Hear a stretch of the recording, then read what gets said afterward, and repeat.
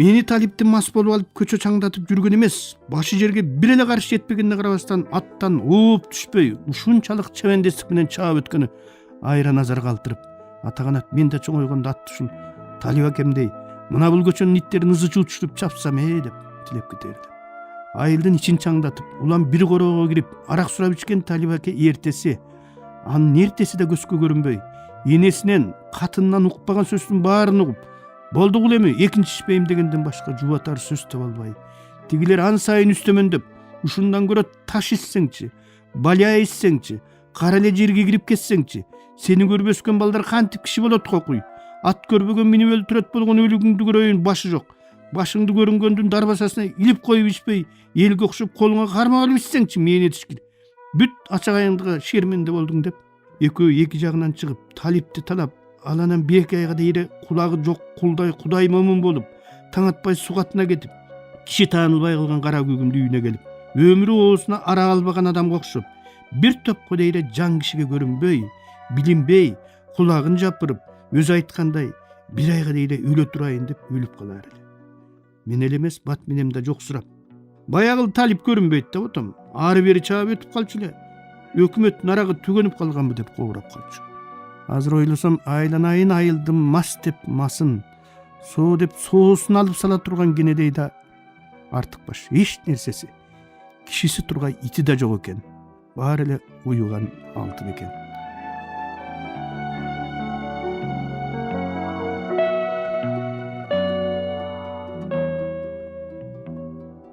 Москвада жааган жаан Кыргызстанга 2-3 күндүн ичинде жетип келсе, шаардык балдар мода кылган көйнөк шимбиске 2-3 жылдан кийин келип жетчү.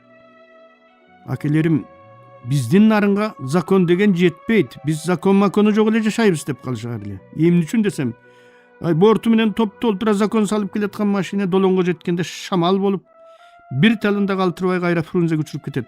Ошон үчүн биздин нарынга закон жетпейт дешчү.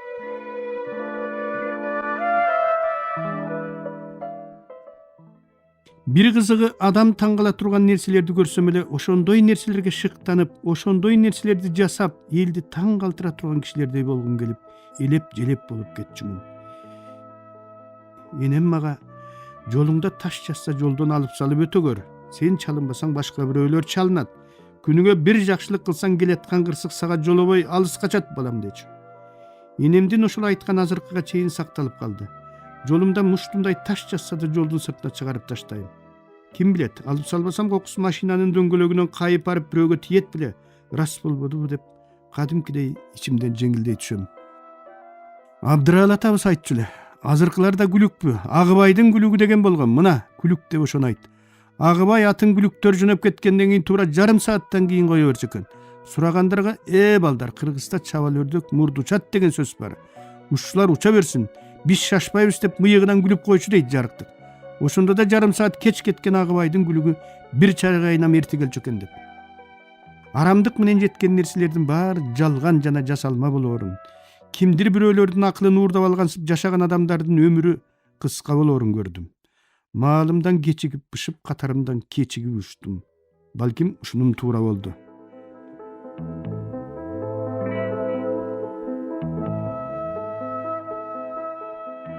Бала чагымда сүрөтчү болсом деп кыялданчумун. Түрк карандаштын ак түстүүсү болоорун алгач көрүп алып, аябай таң калгам. 24 түрдүү карандашка жеткенде, азыркылар Мерседеске жеткендей сүйүнгөм. Турмушту кулпуртуп 24 түс менен тарткым келчү. Азыр колумда ак менен кара түс гана калды. Турмуш бала кезде тооз куштун канатындай миң кубулуп укмуш көрүнөр эле. Көрсө турмуш эмес, өзүм миң кубулуп, өзүм тооз куштай кооз болгум келген экен. Турмуш кубулбай субулбай эле, боёнбой соёнбой эле, баягы эле калыбынан жаспай, ак менен кара жолдо ала буурул жоргосун салып баратыптыр. Мен анан сүрөт тартып, боёктун кызыл, жашыл, көк, сары түстөгүлөрү көп корболорун байкадым. Жашоодо дагы. Кийин балалык сүйүү келди да колумдагы сүрөттү түшүрө чапты. Көрсө ошондо мага сөз тийиптир. Сөз тийген көз тийгенден да жаман экен. Ооруп жыгылдым. Бир ирет Абдырал атанын үйүндөгү тегерек үстүлгө жөлөнүп алып, күпүлдөп манас айтып жатып, шылк деп уктап кеткен экенмин. Энем мага жин тийиптир деп ойготуп жиберип, молдого жетелеп барып дем салдыртып, молдо тумар чийип берип, анысы козунун мончогундай болуп көп жылы мойнумдан түшпөй жүрүп жоголду. Ошентип кыздарга кат жасам деп сүрөттөн ажырадым. Ошондон баштап сүрөттүн үчүн сөз менен алып келатам. Энем байкуш кийин ошондо сени бекер ойготупмун. Ойготпой койгонумда манас айтып калмак экенсиң деп эстеп кейип калар эле. Манас айтпай калган өчүмдү манастагы кошой менен жолойдуунун күрөшүн өз вариантым менен жасып өчүмдү алдым деп ойлойм. Үй бүлөмдүн чай чемегин камсыз кыла тургандай шарт болсо, Сагынбай менен Саякбайдын манасындагы айрым бир суу кошкон жерлерин түзөп чык деп 3 ай бир жерге камап койгон киши болгондо, балким эпостун үлгүлүү бир вариантын жазып чыгат элем. Көрсө өмүрдүн көбү жан багуу менен өтөт тура, өтүп да кетти.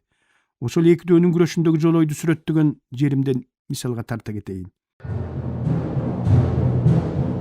Аны ошондо карасаң, түбү Кытай жолойдун түрүнөн үркүп малоогон, түрүлүп кыйла жаноогон, түгештеки көрүнбөй түтүн менен алоодон, сайгыласа чириген саман чыкты таноодон, жалаяк ооз жаргабак жаян чыкты таноодон, жата берип чириген жаман чыкты таноодон, каканчындан качырган каман чыкты таноодон, 6 жыл мурда оролгон адам чыкты таноодон, айылчылап жоголгон аял чыкты таноодон, 60 өгүз 4 эшек алар чыкты таноодон, 600 иттин өлүгү араң чыкты таноодон, такырайып кубарган таштар чыкты таноодон, аяктары сырайган аттар чыкты таноодон, тамтыгы калбай чубалган тарттар чыкты таноодон, дарысы жок, дайыны жок дарттар чыкты таноодон, байыймын деп анд өлгөн баштар чыкты таноодон, теңгистеп кетип сайда өлгөн сарттар чыкты таноодон. Манастын күчүндөй күчтүү мен дүйнөлүк адабият дегендин биринен да көрө алган жокмун. Кошой менен жолойду күрөштүргөндөн кийин 1 айга жакын көктө жүрүп араң дегенде жерге түштүм. Экидөөнүн күрөшүн жазып бүткөндөн кийин мага чынында эле ыр жазгандар кибиреген бир кичинекей кишилерге, эпостун саптарынан башкалардын баары арзыбаган майда барат нерселерге айланып кеткенин айтпасам тынчый албасмын. Манастын чыныгы касиетин, улуулугун, балбандыгын ошондо түшүндүм. Алмамбеттин трагедиясынын жанында Шекспирдин трагедиялары суу кечпей калды. Кылкылдаган Кытай батырбаган, кыйынсынган казак батырбаган Алмамбетти кыргыз батырганы таң калтырып суктантты. Манас өлгөндөн кийин чачылып кеткен элдин эмдигиче бирикпей игилетканына ызам кайнап жиним келди.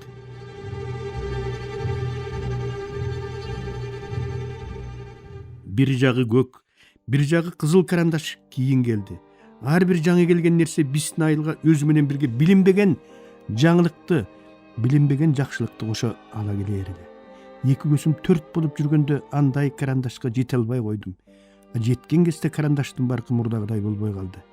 Көрсө жеткен нерсеге караганда жетпей калган нерсенин баасынан да баркы кымбат болорун ошондо түшүндүм.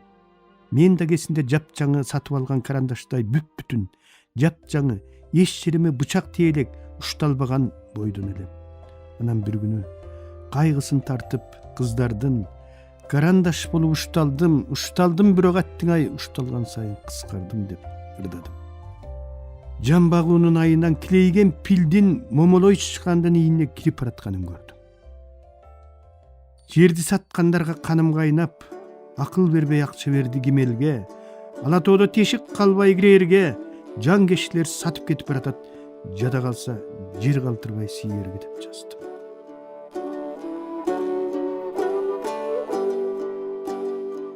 Бастырманын четиндеги самандай самсаалап, чачым кулагымды жаба баштаганда эле энем жүрөгүмдү зерпилдетип, бу Кудай аткырдын чачы эмне деген чач экенин билбейм, улам алдырсам улам саксайып чыга келет деп сүйлөнүп, ойноп жүргөн жеримден үстү башымды күбүп кагып, арыктын жээгинде жорудай соксойгон чалдардын биринин колуна салып берер эле.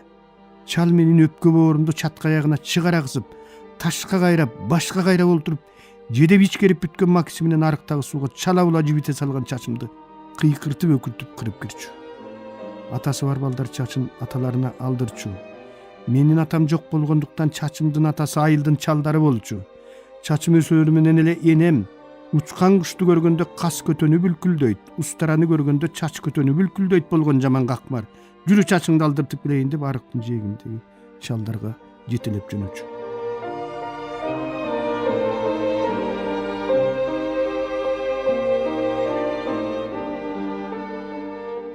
Бир бетеге көкүлү бар, пайдасы жок, зыяны андан бетери жок, болбураган жууш сарбал элем. Биздин уруудагы садык атабыз айылыбыздагы жападан жалгыз молдо. Анын Токон деген бистен улуу, бистен сулуу, шакылдаган шайыр кызы бар. Ошо эжекебиз көчөнүн балдар кыздарын баштап алып, короо-короодогу мал кепелерге эриштип кирип, чаркапталып турган көңдөн үй жасай салып, ал үйгө бир кыз, бир бала кылып кийирип жиберип, бир заматта чал кемпир кылып ойнотуп жиберчү.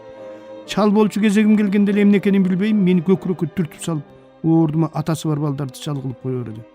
Качан болсо эле кемпирге жетпей калганыма аябай ызаланып, Токонго жиним келип жүрүп чоңойдум.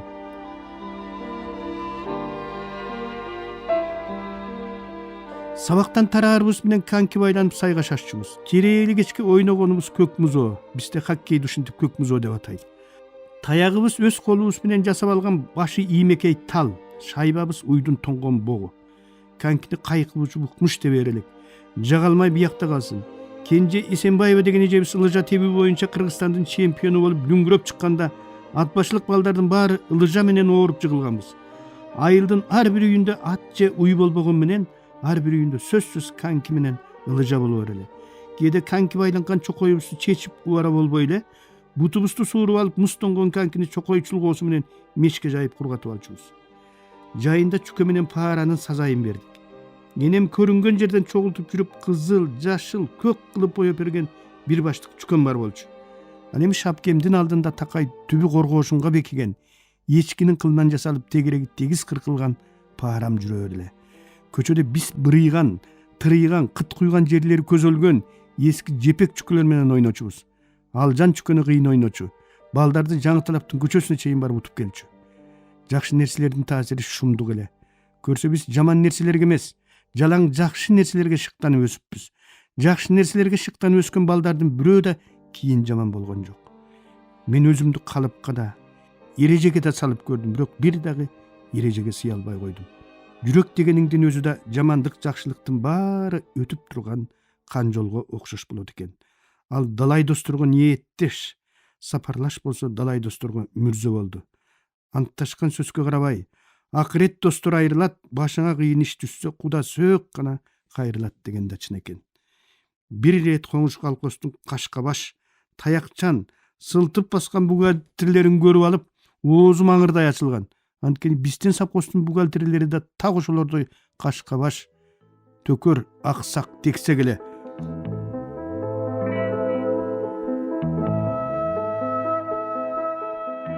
Кезүү. Уйдун же койдун кесүүсү келгенде согушка ап кетип бараткансып шылкыным куруп, мүңкүрөп, эми экинчи ошол жактан кайтып келбештей болуп кежигем гер тартып, өлөрүмдү санап жатып барам тил алчумун. Жестеңди совхоз бошотпой коюптур. Жаңкы бала кайттырдык эле, ал да бошобой калды. Бир жолу кайтарып кел алдыңа кетейин деп тукан эжем жалынып жалбыра баштайт. Эмне кылаарымды билбей айлам түгөп, жок деген да, бар деген да жообумду бербей түнөрүп тим болом. Бул менин эч жакка кача албай акыры макул болгонум. Ошент мээнетиңди алайын дейт эжем. Эжемдин жаңкы бала дегени бир тууган кайниси, Бакас акем. Ал райбольницанын тез жардам машинасын айдайт.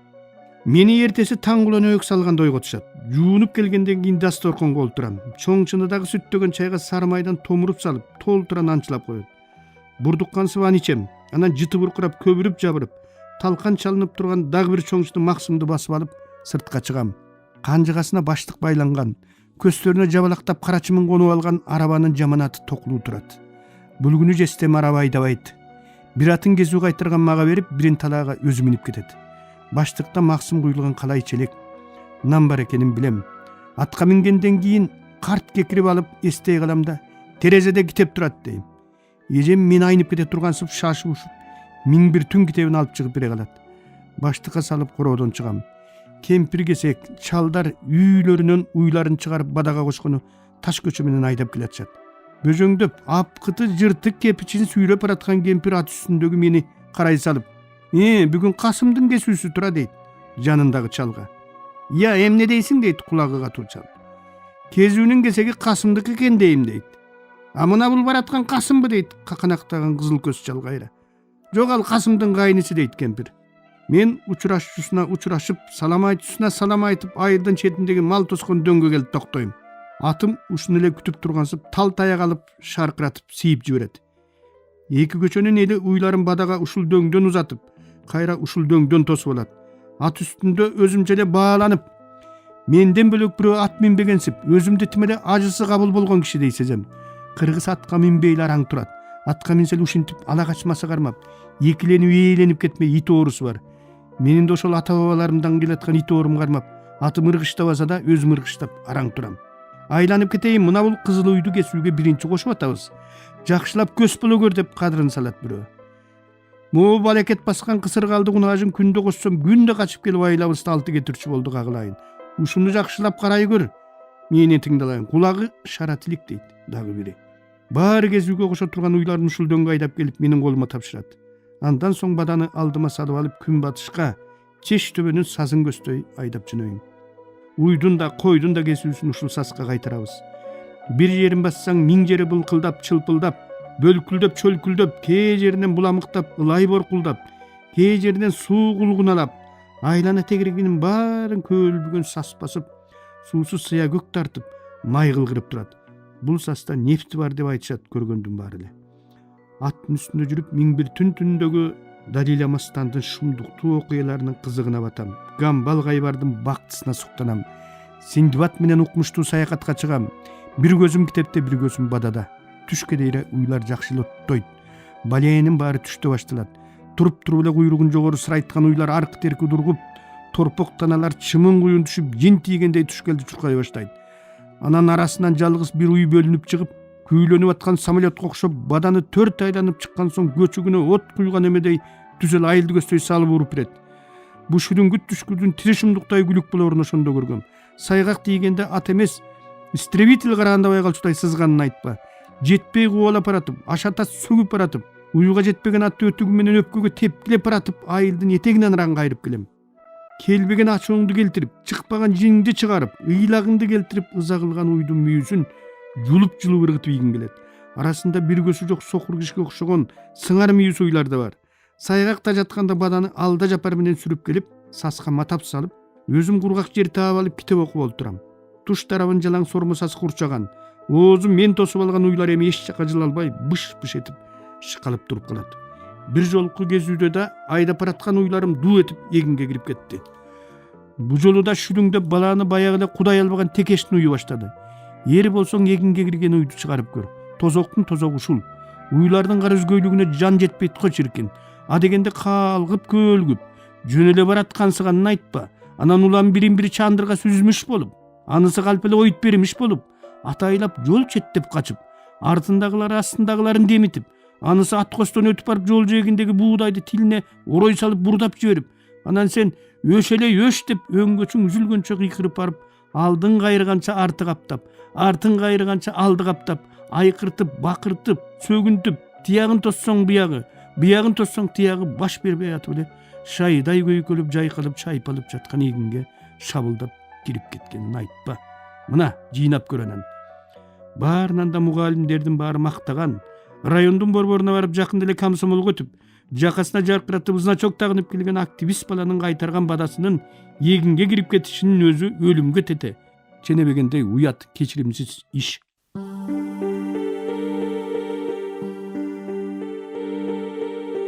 Сиздер, урматтуу радио угуучулар, Кыргыз Республикасынын эл акыны, Токтогул атындагы мамлекеттик сыйлыктын лауреаты Шайлообек Дүйшеевдин Агындылар аттуу китебинен автордун көркөм окуусунда улантып уктуңуздар.